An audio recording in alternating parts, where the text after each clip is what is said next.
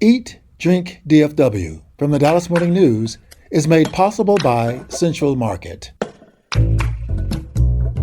Hey, North Texas food fans, it's time for another episode of Eat, Drink, DFW from the Dallas Morning News.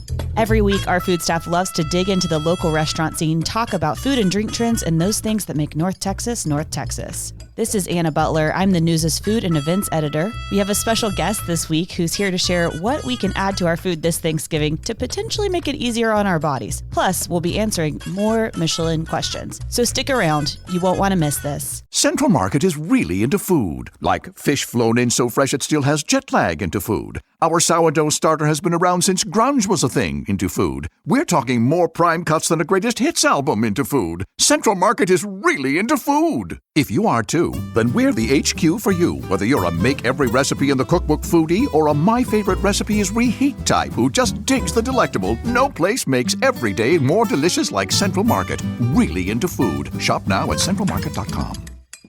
For the latest food and restaurant news, visit dallasnews.com/food. And we'd love to hear from you. If you have any food questions, a need for restaurant ideas, or just want to chat with the Dallas Morning News food team, email us at eatdrink@dallasnews.com. Today, I'm joined by food writers Claire Baller, Sarah Blaskovich, and Imelda Garcia, plus a returning guest, Miriam Fauzia, our science fellow at the Dallas Morning News. You might remember Miriam from her guest appearance leading up to the fair, where she explained to us why we craved fried food. Hello, everyone. I'm glad to be back in this chair and talking to you about some food science. Yeah, well, we also thought it would be a great idea because we kind of skewed the other way with like fattening fried food. Now let's pivot to, let's talk about how we can make our food more flavorful and maybe healthier. Although I'm not trying to get people to make their Thanksgiving healthy. And this is the idea of you're probably going to feast on Thanksgiving Day. So there are things that you could potentially add to your food to make it better or easier on your body during that process, or maybe even just feel fuller. Satiety is something we could talk about. Yeah, I just wanted to kind of just say off the top, we don't do Thanksgiving in my family. My parents are originally from Pakistan, and when they immigrated here during the 80s, Thanksgiving was not something they took up as one of their traditions. So I had to learn a lot about Thanksgiving, and I've been to a few Thanksgivings and Friendsgivings, and I kind of found them mid culinarily speaking. Just a little bit. Not to throw shade on the people who fed me, but I'm just like, y'all can do better than just like salt, fat, and like sugar. So Miriam, what do you eat on Thursday of next week? I'll eat whatever is the leftovers in my fridge for meal prepping is probably what I'm going to do. Oh, that's incredible. And you just know that you're going to have a 4-day weekend. Hey, I'm never going to say no to a 4-day weekend. So, I mean, I'm grateful for Thanksgiving for that. But really no turkey or stuffing or any of that? Well, actually, a couple years ago, we did do turkey. And I think it was really my sister who was like, oh, so what does turkey taste like? And so we kind of played around with either injecting or marinating, because I think there's like a debate over how one should prepare a turkey, right? Yes, of course. Yeah, I think we marinated or brined ours. I can't remember, but I think it was good. Maybe. I don't really remember. Okay, has everybody made a Thanksgiving turkey around this table? Yes. Yes. Actually, no, but we try to eat it in Christmas. It's weird, right? I don't know if it's that weird. I will say we will get a turkey breast from Luby's on Thanksgiving. And it's because we feel like we're supposed to have turkey, but no one in my family really likes it. So we either get a honey baked ham or beef tenderloin for all holidays. So we don't really do turkey. We just have a turkey because the little ones feel like we should have it. And we're like, here, you can have that. We're going to eat red meat. The good protein. Yeah. I think that, Miriam, you weren't missing much with the turkey. It sounds like this table agrees, but I do think there does still have to be turkey, even though it's not the top 1, 2, or 3 thing on my table. Anybody agree with that? Sort of. I've done it both ways. I've committed to the turkey. That's my plan this year. Why? I don't know. I just felt like it. But I've also gone totally different routes. One year I did pork tenderloins that were stuffed and incredible, very non-traditional, and frankly, much more exciting. Sometimes we take another route and we make turkey tamales, people, and they are really good. Sounds delicious. Okay, wait. Do you use like turkey leftovers for them, or you buy turkey specifically to make tamales? No, specifically for the tamales. Yeah. Fascinating. I love that. It sounds like maybe, Miriam, what Imelda is doing, because she probably spices her food, has something to do with what you've been researching for us for a story too. Yeah. It goes back to the favorite word what we heard back in September about satiety. So I spoke to Nancy Rawson. She's a researcher and chief impact officer at the Manel Chemical Senses Center in Philadelphia. She told me using more spices in our Thanksgiving cooking may help offset an eating behavior called sensory-specific satiety. So basically, obesity in America is because we don't spice our food enough. You said it, not me. And did she say, I know we'll get into which spices, but also what parts of the Thanksgiving table? Are we just underspicing all of it? The turkey, the mashed potatoes, the dressing? Maybe first thing is to explain what sensory-specific satiety is. So I imagine y'all have felt full after a meal, even though you couldn't finish your plate, but you have no problem reaching for like the dessert platter, right? Right. Yeah. Well, that's sensory-specific satiety in action. What's happening is that when we're eating something with the same sensory features, like maybe a bland casserole, we quickly adapt to it well before we actually begin to feel full physically. Up in our brains, we're mentally craving some novelty. And this could be us reaching for dessert or something else if you've got like an impressive holiday spread. So is this basically that your palate is bored and so it's like, I need something a bit more exciting. I'm full, but like this ain't cutting it? Exactly. So you get habituated to the food that you're eating. Fascinating. Does that mean a sweet tooth is a real thing then? Yes, it is a real thing. And there could be a genetic reason why people have a greater sweet tooth than others. I also have a use case for this from when I was a child that is proving to be scientifically accurate. I convinced my aunt and uncle that I had a different stomach for dessert. And even if I didn't finish my plate, that I still had room for dessert. What's really funny is that I am an adult now, as we know, and have my own children. When they make some sort of silly dessert case like this, I totally allow it. And Aunt Jane and Uncle Ken still come to Thanksgiving. And we still joke every time about how you can have so many desserts, even if you didn't finish your plate, and that's totally allowed. Absolutely. And you know, it's interesting because like, I think when I introduced it, it almost seems like a undesirable behavior disqualifying you from the clean plate club. But actually having sensory specific satiety is a good thing because we humans are omnivores. So the purpose of sensory specific satiety is to keep us healthy by eating variety. But this can backfire during the holidays because there's so much food available and we end up consuming more than we usually do or should. Some estimates find that Americans chow down a hefty 3,000 to 4,500 calories on Thanksgiving. Can you all imagine that? Yes, I can. Yeah, unfortunately. Yeah. That can be substantially more calories depending on, what your daily caloric intake should be.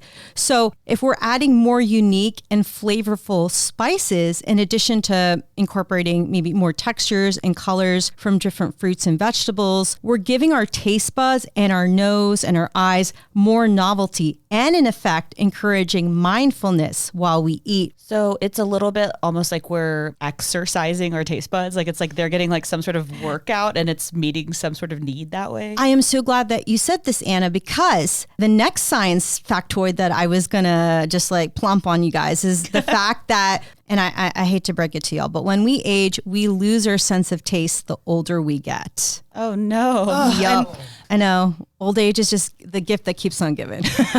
Miriam, what happens with people that begin with dessert? That is such a fantastic question, Imelda. What happens when you don't start with protein is that you don't get satiated soon enough, because when we eat proteins, basically our digestive tract takes more time to break that down. And if you're starting with carbs first, you're going to want to eat more food because you haven't had protein. You could start with dessert if you want, and I'm not advocating for people to not start with dessert. I will start with dessert. But if you want to perhaps get more bang with your buck, start with the turkey first. Get that protein in and then go to the dessert side cart or whatever. So it sounds like if you want to game your Thanksgiving to eat fewer calories than you would normally be inclined to, start your meal with a well-spiced turkey. Yeah, because kind of going back to what I was saying, as we get older, we lose that sense of taste.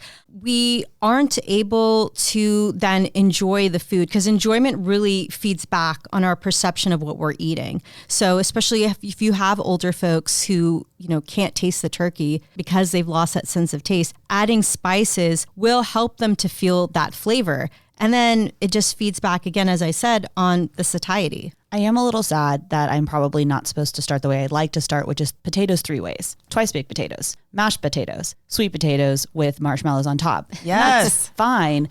But if I was to specifically add spices to anything, what are those spices? I talked to Sapna Punjabi. She's a registered dietitian specializing in culinary seasonal wellness. She told me her 5 top spices, which she calls edible gemstones. I never thought of spices as edible gemstones. And now that's what I'm going to think as I'm sprinkling curry powder on like anything. She says that her top 5 spices to use in the kitchen during Thanksgiving or really just any holiday season are turmeric, ginger, cumin, cardamom, and fenugreek seeds. So I'll break down what are the health benefits of each spice and how you can incorporate them into your Thanksgiving preparations. I feel like turmeric is very trendy now. I remember Starbucks came out with the turmeric latte. I don't know if y'all remember that. I was just thinking to myself, that's literally what South Asians drink all the time. We call it haldi doodh. Haldi means like golden and doodh is milk. So that's like something that we've already been drinking. But Starbucks was like, yeah, let's capitalize on this.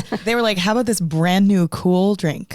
Exactly. Yeah. So for any of our listeners who are not familiar with turmeric, it's a deep golden orange spice that gives curry its vivid color. It's derived from underground stems or rhizomes of the curcuma longa plant. I literally just learned this plant, so a little bit hard for me to say, which is part of the ginger family. The commonly studied compound contained in turmeric is called curcumin, and it may have the ability to reduce inflammation. Punjabi said that one way she likes to include it is in spiced apple cider. Okay. Yeah, I know you probably wouldn't think turmeric apple cider, but what she says is that it imbues the drink with this luscious yellow color. And she says her recommendation is you add it while you're warming your apple cider. So it like kind of mixes really well. I would tell you as just a pro tip is be so careful when cooking with it because Yes. it stains everything. Oh, for sure. I have many a turmeric stained spoon in my house, and you have to watch your hands. Like and beets. It's good to note that if you do plan to add it to anything, you are committing yourself to a color scheme. Oh, 100%. I will tell you, growing up as a kid, because being South Asian, we eat with our hands. I mean, it was normal for me to have like stained yellow fingers. Never thought twice about it. Wait, I have an idea for this turmeric in the apple cider. Okay, it's the crock pot because it's going to be warm. You add some brandy or some bourbon because now it's wassail. Then you got a little bit of alcohol and a little bit of health benefits from what Miriam says. And either they cancel each other out or not. This is not Miriam's idea. It's mine, but somebody had to say it. Look, it's Thanksgiving. You have free license to do whatever you want. As long as you're adding spice, you're validated in whatever you do. Okay. Miriam, I don't know if there's any spices that helps with stomach issues, because sometimes we Hispanics, we eat this pozole that is like hominy with meat and it's really, heavy. But we know if you put some oregano on it, it's good for your stomach. I love that question, Imelda, because you are literally reading either my mind or my script.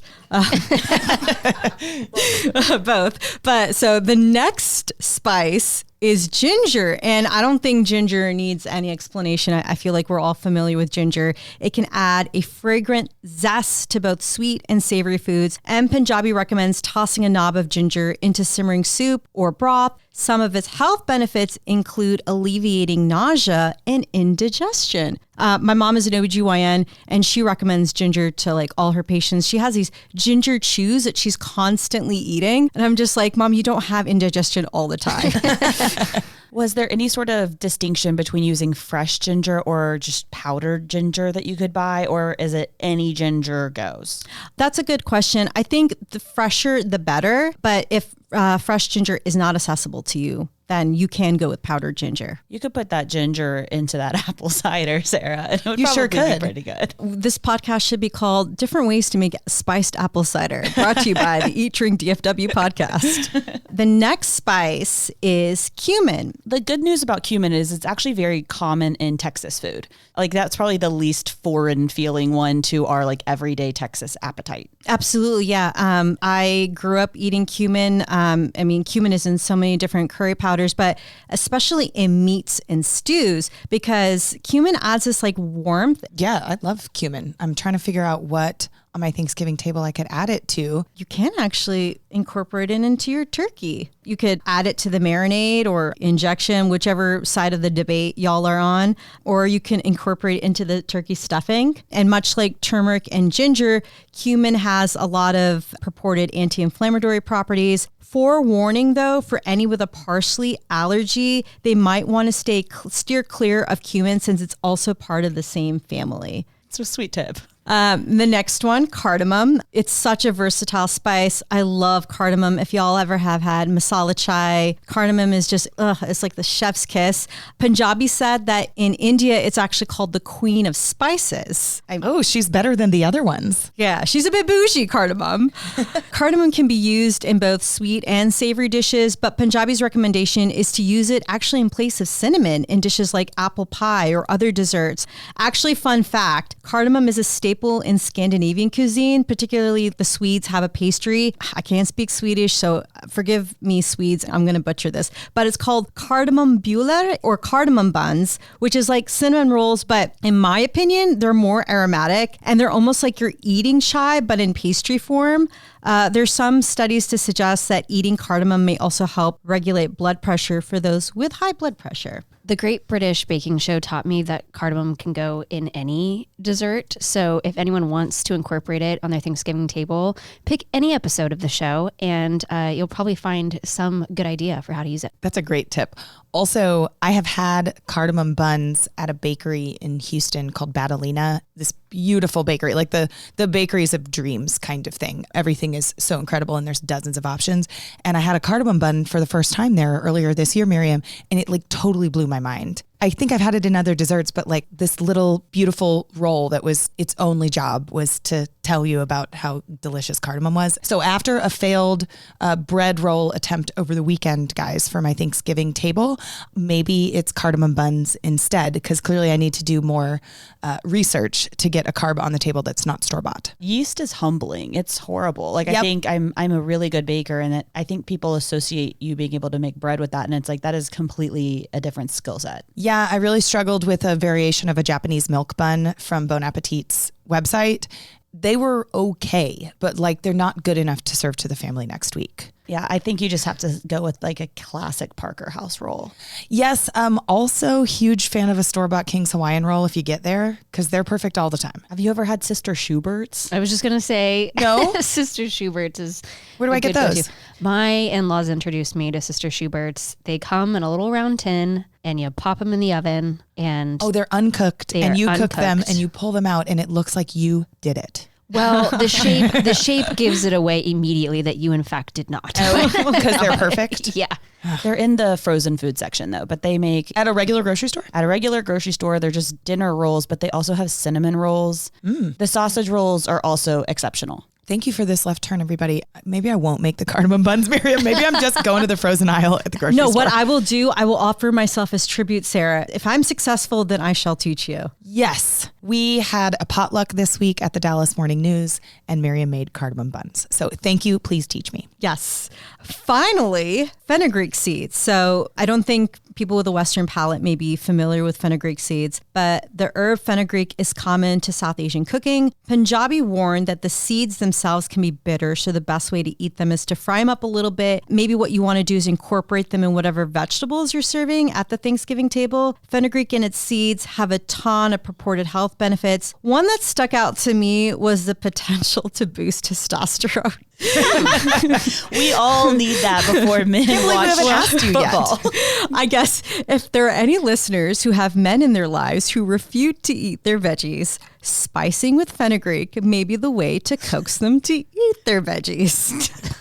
Sure. Okay. This is just like a small dip in the sea of what's out there in the spice world. I really, really recommend people to just learn more about spices. Just go to your local Indian, Middle Eastern, whatever ethnic grocery store to see what's there. Maybe strike up a conversation when you see somebody picking up a bottle of something. Be like, hey, what's that good in? That is a pro tip for extroverts. There are people who don't want to talk to someone at the grocery store. And Miriam, I love you so much. I'm the one who does, though. Oh, totally. No, when you said that, I was like, like I'm absolutely doing that next time I'm at the store. But I, like you, will happily talk to a stranger in the grocery store. Yeah, it's our jobs. We have to talk to strangers all the time. This is my Thanksgiving challenge to you. Spices with a Stranger sounds like a book I don't want to read. Just kidding. I do want to say, Miriam, I'm appreciative that your science tips were not what not to eat. Like, that's fantastic. Like, you weren't like, don't serve fried turkey. And you didn't say, don't put 4 sticks of butter in the mashed potatoes. Yeah, the dietitians and nutritionists who I talked to, they said the underlying thing here is not what you can take out, but what you can put in. And especially Thanksgiving is so much about traditions. You know, you're baking your great grandma's pecan pie or something like that. You know, these are family traditions that the Thanksgiving table is made out of. And we're connecting in time with our loved ones. So I don't want anyone to think we have to completely flip the script of what we do at Thanksgiving. Instead, it's about, okay, what can we make actually a new tradition? Maybe it's turmeric spiced apple cider. With bourbon.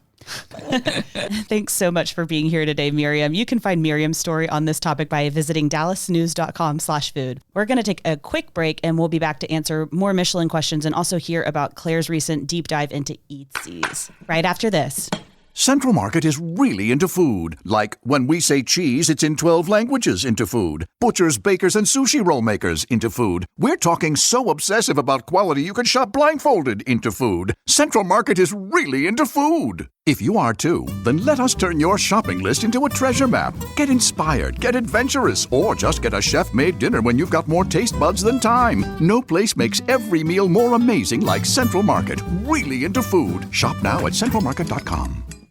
Last week, we went over the Michelin Awards. One of the things that had happened during that was the Mr. Charles the Charles mix-up, and we've actually had another mix-up since then. That's something we've been getting a lot of questions about. Essentially, the question is, does Michelin mess up this often? It's a great question. And Anna, I'll have you talk about our colleague Sasha's great story about this. But a little background on Cao Ba. This is a Vietnamese restaurant in Houston. The oopsies that Michelin made is that Cao Ba closed before the Michelin ceremony on November 11th.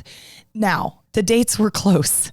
You know, it was open off and on in September, but by time Michelin's ceremony came around, it had been closed permanently for at least a week, and they had made a note on Facebook. Sasha, who is on our business team here at the Dallas Morning News, she wrote a story about this. You can find it at dallasnews.com/food. Essentially, this has happened before. There was a really funny mix-up in 2017. This small, quaint, lunch-only brasserie in a tiny French town was believed to have received a 1 Michelin star rating, which is a big deal. And the owner had people start showing up at this restaurant, and she just started laughing because she knew it wasn't her because she shouldn't be getting one. But it was a similarly named restaurant. I think it was the exact same name, and I'm not going to try to say the French name.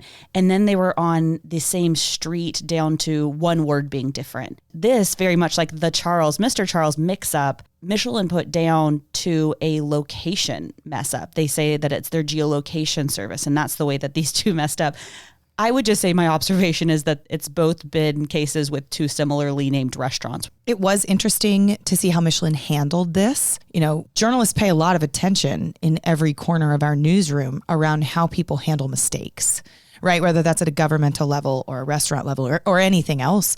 And Michelin was swift to answer and direct in how they wanted to fix it. So with the Charles and Mr. Charles, they said, we made a geolocation error and we are fixing it as quickly as possible. By Tuesday, the day after the wrong name had been announced, they'd updated the listing and told the people involved that they'd gotten those 2 mixed up. The Cao Ba problem, which is the Houston restaurant, that came 2 days later. And again, Michelin sent a correction via email and explained, we made a mistake. This restaurant is closed. So props go to them for seeing it and fixing it quickly. Of course, the more perfect world is that these never happened in the first place.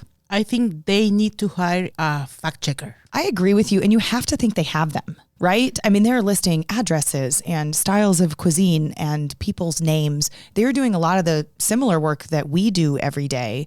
And it's extremely tedious. I don't know if they have fact checkers. That's a question I can ask. And I think this is a bad precedent for next year because everybody's going to be absolutely scared that the next day the story will change. They have to be very careful next year. So recently, Claire spent a little bit of time, it's not a little bit of time, a bit of time at Eatzi's on Oaklawn, and it's one of my favorite stories that we've had recently that wasn't part of Michelin Mayhem, where Claire really just explored how Eatzi's does it every single day. She went first thing in the morning on a Wednesday. Mm-hmm. You got to see the AM shift change. You got to see just the scale of everything. And this was a cover story for us on Sunday. But man, Claire, it sounded like it was so fun to see. I don't know, Eatzi's After Dark sounds dirty. I've wondered for a while how Eatzi's manages to pull off the volume of food that it makes every day. And Eatzi's is a really unique case because it's not a restaurant. It's also not a retail store. It's kind of everything wrapped in one. And so I felt like the only way that I could actually truly understand like how it works was to go and just spend kind of an absurd amount of time there. So I asked them if I could, and they were like, weird, but okay. And so they let me show up at like 5:45 on a Wednesday morning. I kind of expected to arrive and have this moment of watching the market kind of wake up and quickly jump into pretty intensive prep for the day. That was not what I found. I arrived and there was already activity. The delivery truck had already like peeled out of the parking lot by the time I got there. There were already so many cookie dough balls made, so many loaves of bread made. That's when it really hit me that the lights are never turned off at Eatzi's. The ovens are never shut down. This place is in production 24/7. Wow. And that's what it takes to pull off the amount of food that they do every day. And it was really cool to watch just how much of a well-oiled machine it is and how professional these people are who work the different stations. For anyone listening who's not familiar with Eatzi's, it is a full-blown market and bakery. The original location is on Oaklawn in Dallas, and it opened almost 30 years ago. They now have 6 locations all around North Texas. The Oaklawn location, though, is one of the larger stores that it has. Some of the stores don't have bakeries. This Oaklawn location does produce some food for another location, but pretty much everything that they're making is being sold there and made that day for that day. I would say my favorite fun fact from your story, because we just asked for gobs of, can you tell us this piece of information? Like, how much do y'all produce every week and all this stuff? 3,000 cookie dough balls a day. Whoa. 1,600 loaves of bread a day. 810 salads from that salad bar that they have. 720 sandwiches from the sandwich bar. Mm-hmm. What I got to know is, what is everybody's favorite Eatzi's item? I think that their dips for a party are unmatched. And we had Eatzi's long before we had Trader Joe's, which we have talked about as the ultimate party food spot where you don't have to make everything yourself. Eatzi's dips are better than Trader Joe's dips across the board. That one with the basil pesto in it and the Basil other cream. And then the other one with the sun-dried tomato. Both of those I could eat alone. I like them that much. I love the rotisserie chicken. It's really, really good. And the cookies, the snickerdoodle. Yum. Mm-hmm. They are absolutely delicious. Well, they roast 300 of those rotisserie chickens a day. Wow. Yeah. Wow. The cookies are another one of mine. Yeah. I love the chocolate chip cookie. To me, it tastes better when you get the big one, not the bunch of small ones. And I don't know the difference. I think they make it with 2 cookie dough balls and it has a better texture. Claire, you went more than the rest of us ever have. What's your favorite thing from Eatzi's? If I could only get one thing, first of all, it wouldn't be one thing. It would be 2 very specific things. It is a large peach mango iced tea and one of the chocolate chip cookies, the large ones. Yes. And you can get them both at the coffee counter, and they have the cookies sitting right there. So it's impossible not to grab one. Those cookies, you do have to get the large ones. The small ones are fine, but there's something texturally that happens with the large cookies that is just divine. The thing that astounded me, and I had to like fact check this several times just to be sure. In the bakery, they have one 35-gallon stand mixer. One. That little machine is churning out all of that cookie dough. Really? Plus so many other things every day. Why? I want to get him another one. They are actually getting another one, but it's amazing that they do it with just one. It just shows you how calculated everything is with their timing of how things are made and when they're made. That just was like staggering to me. Julie, you look like you have a question. So it's not a question. I just had to share with you guys that I had 2 cakes from Eatzi's at my wedding reception at the Dallas World Aquarium. Way. It was the Death by Chocolate cake and then also a white chocolate cream cake that they don't have anymore. I think it was like a white chocolate mousse cake. And it's cool here 25 years later that I can still go over there and get the Death by Chocolate cake for our anniversary. That is really cool. And that is something that ties into why Eatzi's is still just as popular today as it was when it first opened in 1996. They have found a way to keep the status quo for so much of what they do that people build this loyalty to certain products there and can keep going back for them. But they also add many new things kind of constantly. I also feel like Eatzi's gets props for doing the choose your own salad bar so much longer before all these standalone salad bar restaurants opened. That salad bar is so good. And I remember a day living in Dallas where if you really wanted an entree size salad, but you wanted to decide what went in it, Eatzi's was like the only place I could think of. Do you think it was more of a response to trying to do something better than super salads? Or Jason's Deli? Totally. Like I was just thinking when I said that, I was like, well, there are a couple of places, but we don't put super salad, Jason's Deli, or these other like buffet style, soup and salad places on the same tier as Eatzi's at all. And one of the reasons I think is because Eatzi's is a totally different business model. Like you said at the top, Claire, it is a couple of things all in one. And I think history has told us that generally that doesn't work to try to be all things, to try to be part grocery store, part bakery, little bit of sushi. Yes, you can have your party planning dishes created here, but also stop in and get a salad or a sandwich. Usually all those things at once simply don't work. It's true. We know that doesn't often work. Usually maintaining the quality needed to pull that off proves to be too difficult. There was one moment I kind of had a little bit of a light bulb moment. There was a manager walking around just furiously straightening things, quietly letting people know that certain things needed to be refilled or repositioned. Any pastry that started to show any hint of condensation in the box it was in was pulled. I mean, they are just really meticulous about everything that is out on the floor. That attention to detail, even in the back, the areas that customers don't see. And I think that is really what makes a big difference for them. It seems that they have an amazing system because I'm seeing this time-lapse video that you put in your story and it's amazing. I mean, they are like machines. They are, and a lot of them have been doing it for a long time. That's another really fascinating thing. They have had pretty incredible employee retention compared to what we typically see in the food business. So you have these people who have been working their station for decades and they can do it with their eyes closed. And if you just, as I did, stand in Eatzi's for 7 hours and watch them do it, you can really see just how fine-tuned their work is. The last thing I want to add about Eatzi's, and Claire, I'm so glad you did this story, is that I do feel as though women in Dallas have been lying to their friends for years that they cooked something wonderful at a dinner party or on a holiday. And in fact, it came from Eatzi's. And now we all know where those dishes came from because Eatzi's is a way of life in Dallas.